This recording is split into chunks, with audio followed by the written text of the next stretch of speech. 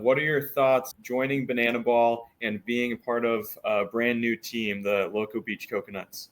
Well, I'm super excited. Okay. One thing about me that everybody's going to learn is I'm basically a beach bum. And going into the draft, I was really hoping, I'm like, man, it would be so cool to get drafted to the Coconuts because their beach team, right? So that was really cool to me. But as far as Banana Ball goes, man, I'm so excited because the whole organization is built around doing things for other people. And I love doing that. This whole organization, whether you know it or not, is sharing and spreading love across the United States. And I'm so excited to be a part of it. And of course, be able to play baseball again, run around the diamond and do some cool tricks and just have fun and be free. Man, I am over the world about it. How about that? Over the moon. That's awesome. No, we're super excited to hear that. And yeah, when we heard about the Coconuts, we were super pumped for that as well. It sounds like it's going to be a fun team. But what is your like baseball background for anyone who's new to you as you come into Banana Ball? Like, Yeah, for sure. So I played 4 years at Mississippi State. I was a three-time All-American and a national champ. I tell people 4 years, but it was really 3.5. COVID got me for half a year, right? okay. And then I got drafted by the Marlins in the fourth round. Played pro ball for probably 3.5 years, and then I have been out of the game for about a year. So I'm thoroughly enjoying getting back into baseball training, getting back into playing shape, and doing all that cool stuff. So that's a little bit about me. I've been playing baseball, man, since I was 4 or 5 years old. It's been my passion. So, like I said, I've been out of it for a year. So getting back into it, it's got me fired up. That's so cool. Yeah, that's awesome. And we know you've played baseball at the highest level. And so, what is the difference now as you're preparing to play Banana Ball? What's like the biggest difference that you've seen in preparation for Banana Ball versus just traditional baseball? Okay, that is a great question. So, getting ready for Banana Ball, I'm really having to focus more on conditioning.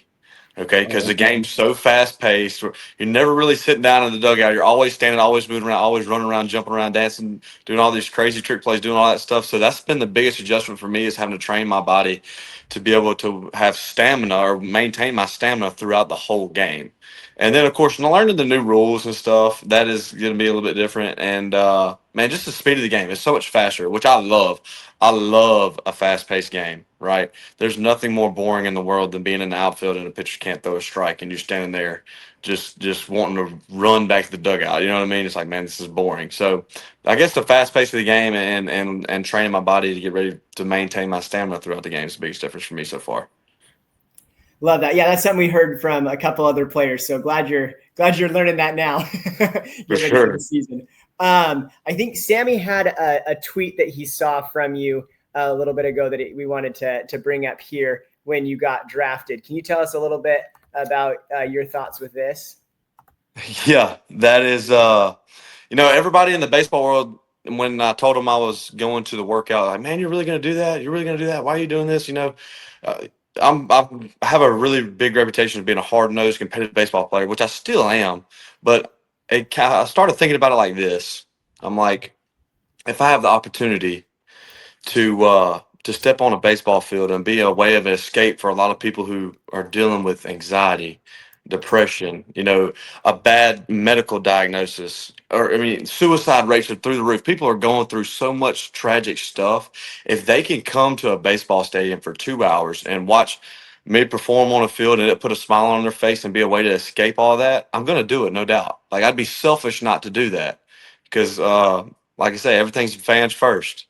And my whole life, I've always done my best to put other people before myself. So this is a great opportunity to do that. So that's why I'm doing it for sure. And of course, getting to run around the field. Absolutely love that. Thank you. Yeah, that's what we love about Banana Ball is just every game that we've been to, just seeing the interaction that the players can have on the fans and really just hearing those stories, those behind the scenes stories of just how big of an impact that you guys can really have on people. It's awesome. So I love that. When I saw that tweet, I was like, thank you. This guy gets it, right? Like this is what Absolutely. it's all about. Absolutely. It's bigger than baseball. It's way bigger than baseball. It's about trying to be a light for people, be an encouragement for people, giving everybody a voice, making them feel like there's somebody. That's what I'm all about. Like I was telling A close friend of mine the other day was like, you go to a big league baseball game, which is, I mean, MLB is MLB, right? But their players walk down the side of the field, and there's kids hollering and screaming for autographs, and they act like they don't even exist. And look at the numbers of attendance to baseball games there, right? In some of the big league stadiums. But then you go to a Bananas game, like I went to the game in Starkville, it's sold out like if we was at a super regional. You know what I mean? Because Yeah. and then you see all the guys interacting with all the fans and being in the crowd and just making everybody feel at home and feel like there's somebody. That's what I'm all about, man. So that's awesome. I'm excited to be a part of it.